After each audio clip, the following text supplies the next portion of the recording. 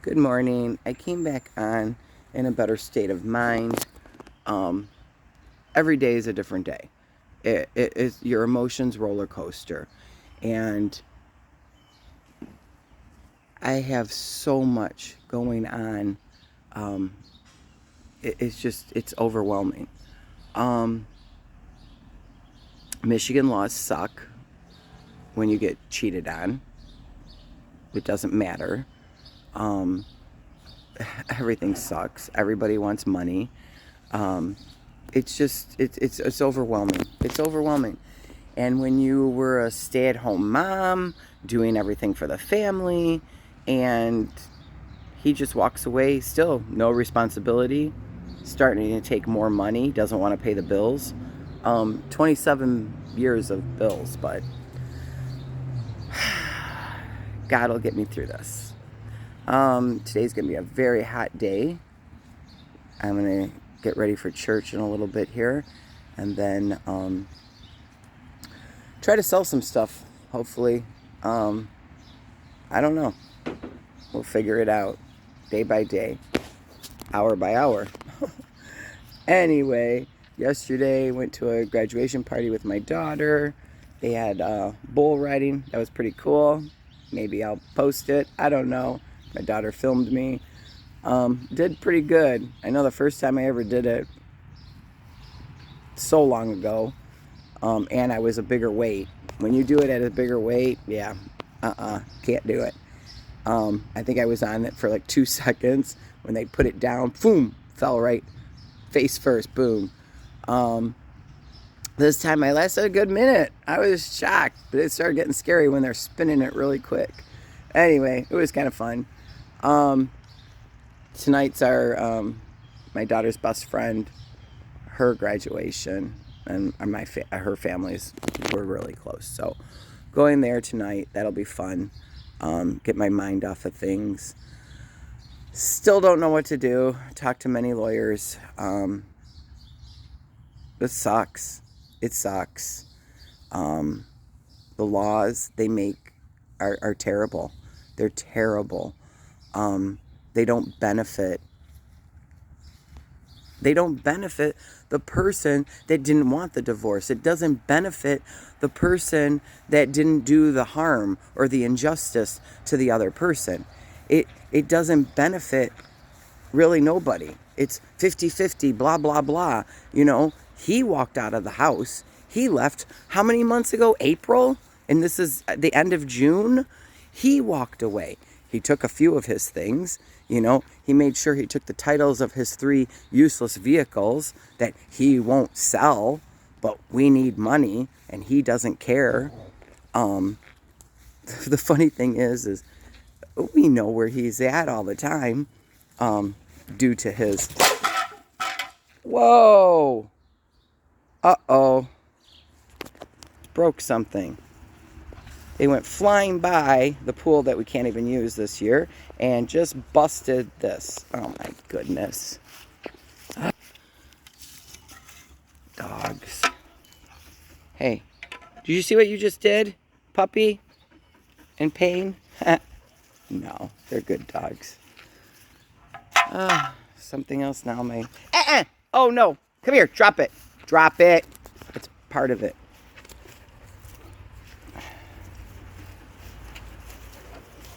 Okay. Something else now I'm going to see if my son can fix it, or I might be able to fix it. I don't know. Oh, why? Anyway, that's my life. Whatever. It'll get better. It's a beautiful day. It's a gorgeous day. Beautiful things are going to happen. I've been trying to change my mindset here. It's very hard when, I'm 50-some years old, and 27 years of one life, and God is opening my door. He opened the door because he knew I wouldn't get a divorce. He knew.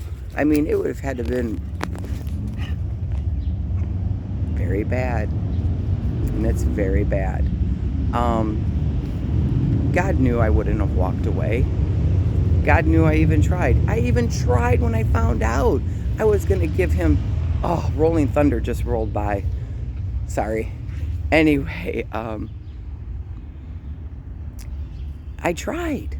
I was willing to forgive him. But he didn't want to do the work. He didn't want to do the work. You know, yes, our marriage fell apart. But you know what? I found out a lot. So even back what I found, there was a book that me and him tried to read back in 2000, 2005, something like that. And it's called Love Language, The 5 Love Language by, I believe it's Gary Chapman. I think it's Gary Chapman. Anyway, I remember, and when we went to the marriage council just recently, well, in February, March, she says, I want you to read this book. I'm like, oh my gosh, that's the book we were supposed to read like 20 some years ago. And his first comment was, I don't read. Well, then, how are you supposed to grow? How are you supposed to change anything? He doesn't even like to go to therapists. I don't go to therapists. Well, doing it yourself isn't working. I've tried. I try. Okay. You've tried. I've tried. So we need a third person. Tried that. But his fourth person was in his ear telling him whatever she told him to win him. Well, she's got a man-child now. That's fine. She's retraining him and making sure that we see. Give me a break. Whatever. You know what? If that's your soulmate after 4 marriages and you're still married and cheated on all your husbands and boyfriends or whatever you have done, hey, so be it. That's your prerogative. I'm not raising my daughter to be a home wrecker. That's just disgusting. Whatever. So, anyway, back on the 5 love languages. I beg everybody to read that book. If you are having marital problems, if you are just not even having problems, or even problems with your family, or problems with friends or anybody, you can read this book, and it shows you how to, I guess, figure out people's love languages and how to work it. So, for instance, I figured out mine. I'm a server. I like to serve. And that's what I was doing. I was doing that over and over and over again, thinking I was showing my husband love, making him lunches every day, making him dinners every day, making sure I was home, or, if I was out and he wasn't home from work yet, I'd make sure I would get home before he got home from work to make his dinner or have dinner ready for him, whatever it was. Always doing the laundry, in between everything else, with the kids and blah, blah, blah, blah, blah, blah, blah. Anyway, that wasn't his love language. I guess affirmations were his love language, which I know it's bad. It cracks me up because it's like, oh, that a boy. I didn't know that. Wish I would have known that more. Oh, well. But he didn't fill my love tank. I didn't fill his love tank, because we were talking different love languages, even after 27 years. Well, then, once I read that book again, actually, let me take that back, because 20 years ago, I was selfish too. I'm like, well, if you're not going to read it and help save the marriage, why should I read it and help save the marriage? Now look where we are. I probably should have read it and not been selfish. But, so be it. He's selfish now. He's always been selfish. He's always been jealous. Jealous of me working at a school. Jealous of the kids. He's always been jealous. And I've never seen it until now. God has woken me up. My eyes, my ears. It's ladies, gentlemen, whoever, never say never. You don't know You don't know. You don't know. But it hurts. It hurts so deeply that I devoted 27 years to a man that could just throw it away. Just throw it away in a heartbeat. You know? And I see posts, I see other things, and I see people, oh, well, it's not just, the man has to leave for a reason. No, no, no. It's selfishness. It's selfishness. I don't care. You know what he kept telling him, what he kept telling me and the kids and everything is, you guys don't want me to be happy. I want to be happy. That's what I want. I want to be happy. Okay. Well, I'm going to tell everybody, you have to make yourself happy. You can't depend on a person to be happy. I learned this in my 27 years of marriage too, because I wasn't happy. I mean, I come across as a happy-go-lucky person. That's just what I've always been, no matter what. Always. But to make myself happy is taking care of my health, taking care of me, and after the big C word, I don't even like talking about that. After all that, because I started keto back in 2019. I was probably the biggest around then. I was almost 300 pounds. I was about 265, 275. And I started keto, and then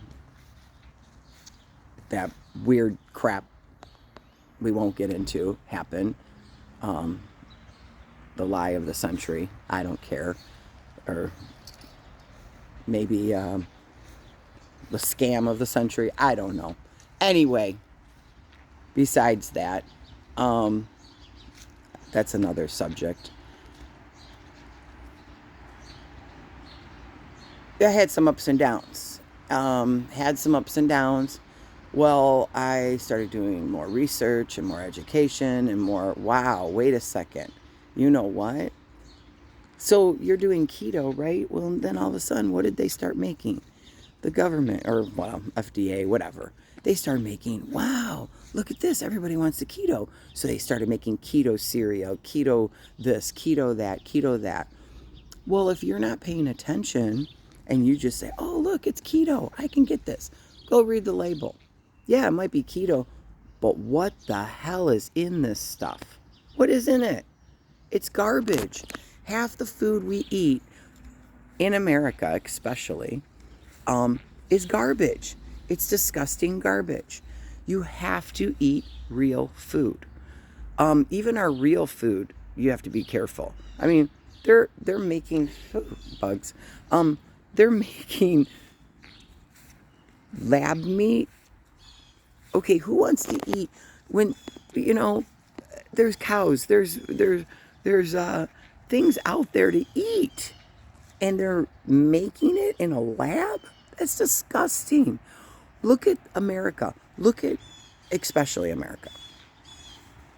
Then if you go overseas, like I always wondered why there were certain things when I went to Italy, why they didn't have it there in Italy, Well, it's because it's not food. It's really not food. It's not good for you. I mean, I'm laughing about, oh, yay. Okay, they got rid of the dyes. Well, they're not getting rid of them till 2027. But come on. Other countries never had the food dyes. They got rid of the food dyes years ago, 30-some years ago. And then now they still put the dyes also in, I think it's banned in makeup. But yet they put it in your food? Come on, we have to wake up, people. So I'm waking up from this marriage. I'm waking up from a lot of things. Even during, my goal was to change my entire family's eating habits, right? And I tried.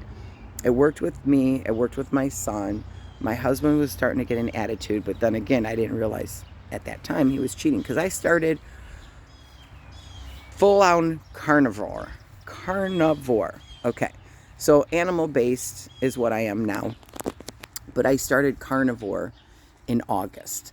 I started back on keto, but not dirty keto, not junk keto, real keto, which is basically meat, your proteins, your veggies, very limited veggies and limited fruit. But after listening to, oh my gosh, Ken Berry, Dr. Ken Berry is amazing. Dr. Anthony Shafee is amazing.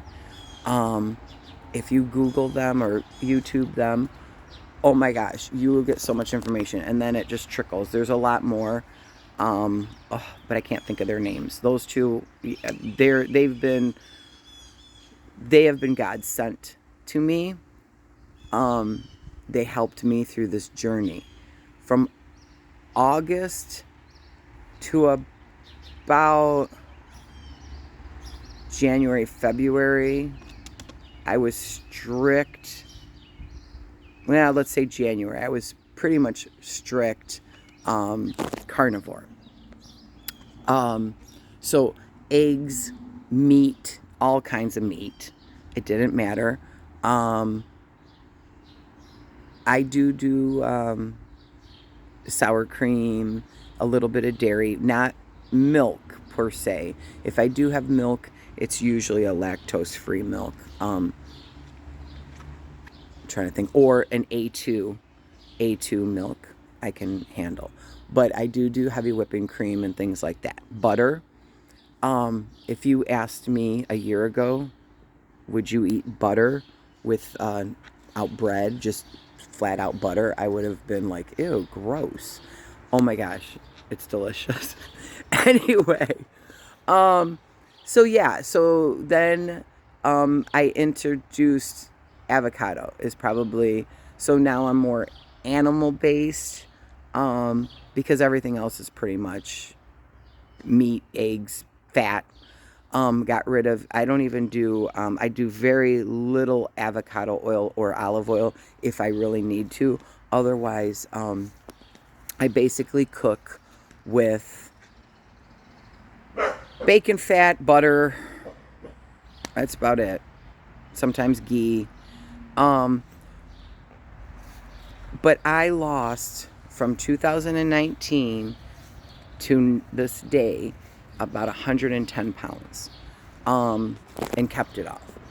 You can't, I'm going to show pictures. As soon as I figure out all this out, I will be showing pictures. I will be talking positive about everything while going through my hell. It just, pray for me, that God will land me a job or something, because I don't know what's going to happen next week, because he's already taking more money. And he doesn't understand that he's supposed to pay the bills too. He thinks that he hasn't lived here in 4 months, that he doesn't have to pay anything anymore. But a lot of the bills are from 27 years ago, and he doesn't comprehend that. Plus, he knows that I'm off of work right now, and he doesn't care. He knows that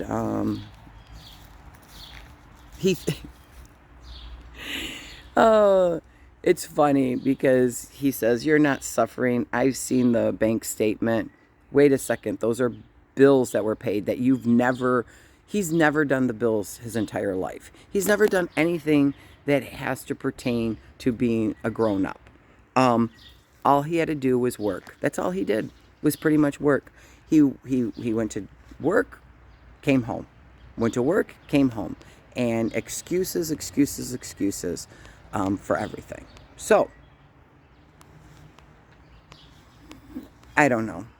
Now I have to figure it out, right? Anyway, so there's where we stand. I'm going to talk to you more about health, wellness. especially if you have little kids, please stop feeding them the processed garbage. Please. Working at the school, I see these kids' lunchbox and it breaks my heart. It looks like a friggin' vending machine. It's so disgusting. I know it's convenient, but stop. We have to stop with the convenience. You know what? On a Sunday, prep, put it in your freezer, refrigerator, prep. Get these kids. If the kid wanted to, this is another thing about that, going back to butter. I remember as a kid, and my little brother would just sit there and eat butter, and then people would be like, oh, no, let them. They need it for their brains. Trust me, we need that for our brains. The government has screwed us up as far as our health and what we need. And if you go back to when our parents or our grandparents were eating food, and we'd be like, oh my God, how did they survive? Because we need cholesterol. Why is there so much dementia? Because they don't have the cholesterol in their brain. Same with, I was getting bad migraines. Oh my gosh, they were debilitating migraines. My husband just thought I was being lazy, but I would be, oh my gosh, throwing up, whatever. The migraines were so bad. Do you know what cured my migraines? Because I have trust issues. Even before this with my husband, I have trust issues. That's why I don't understand why I trusted him so much. Oh well. Anyway, salt. Once I added Celtic salt or even Redmond salt to my water, sea salt, I started adding that to my water. I am telling you, life changed. I barely get migraines. Then I was getting migraines because I was eating too much sugar. So once I cut back, I don't eat barely any sugar. Once in a great while, yes, you have to live a little. And with what's been going on the last... Hey! Oh, sorry, just a second. Axel! Come here! Just a second. Axel! Okay, I gotta go.